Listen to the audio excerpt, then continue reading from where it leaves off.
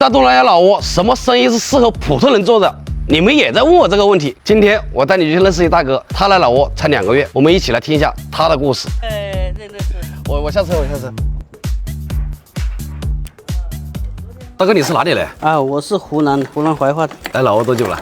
我也就2个月。以前没在老挝待。以前嘛，我就19年娶的老挝媳妇，然后嘛刚好回去，然后就疫情了，1年刚好回家探亲嘛，然后顺便在这边来看一下。我因为在浙江那边专门修缝纫机、倒卖2手设备的嘛，看这边那个市场嘛也蛮好，感觉老挝这边还可以做的。刚开始嘛也不知道怎么弄嘛，因为我跟他们老挝人语言也不通，是吧？我都是用翻译软件的，我自己到那 Facebook 上面找的，然后问了几个人，哎呀，发图片，哎，问他这个缝纫机需不需要，有没有感兴趣的，哎，他马上就回了，然后就这样嘛，就一直在这卖。刚开始卖了10几20台嘛，发过来让他们卖看。我说你卖掉了，你再给我拿货。我说卖不掉嘛，你暂时先放着，你再理。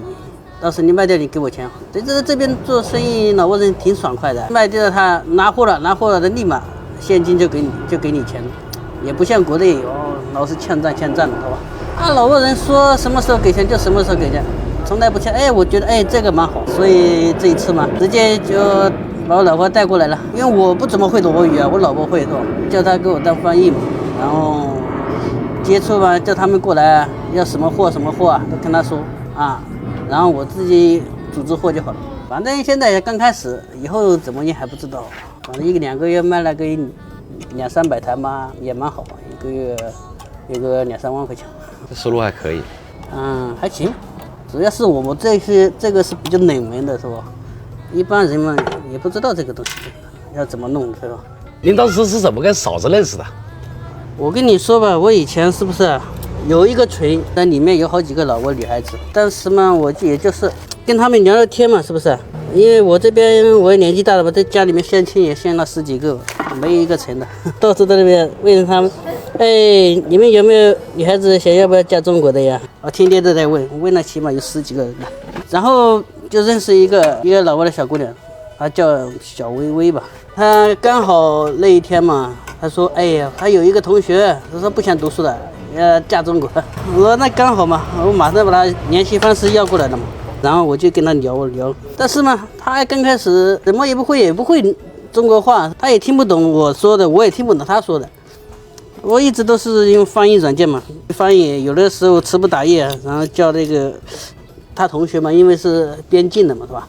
他会一点中国话，意思叫他打电话，有深奥一点的嘛，他给我翻译一下到底是什么意思。这边翻译吧，一般你句子越短嘛，它反而越准确；越长你反而它词不达意。你尽量的嘛，缩短语句，或者是你要去哪里啊？你别说我干嘛要去哪里？你就去哪里啊？反而翻译的要准确一点，大家都能听得懂。聊了1个多月还是2个月，然后我直接就奔过来，我以前一次老挝都没来过。我说我要过来了，我过来看一下你了。然后他爸爸妈妈说，到湖南的这么远，不要来了，太远了。那我就硬要过来了。我说没事的，我先看一下了，同不同意再说嘛。好嘞，然后就从摩赛坐车，然后这就奔到凤山里去了。当时嘛，他来接我，我们来看，还可以嘛。他看我嘛，我当时人长得嘛还可以。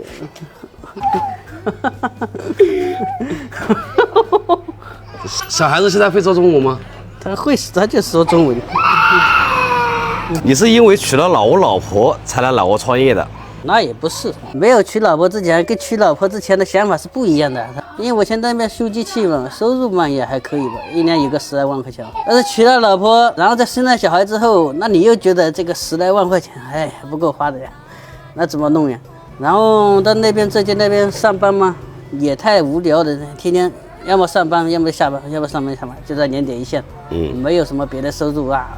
多少钱还是多少钱，10年前我还是这个价格，10年后还是这个钱，所以说没什么意思。我说都这么大了，如果再不闯一下子嘛，也就没搞头了。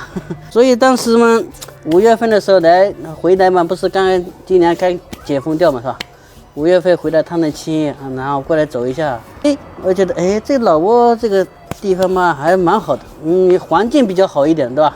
慢节奏比较好，人没那么累啊。带小孩在这边生活，也许会那个轻松一点，没有国内那么压抑嘛啊。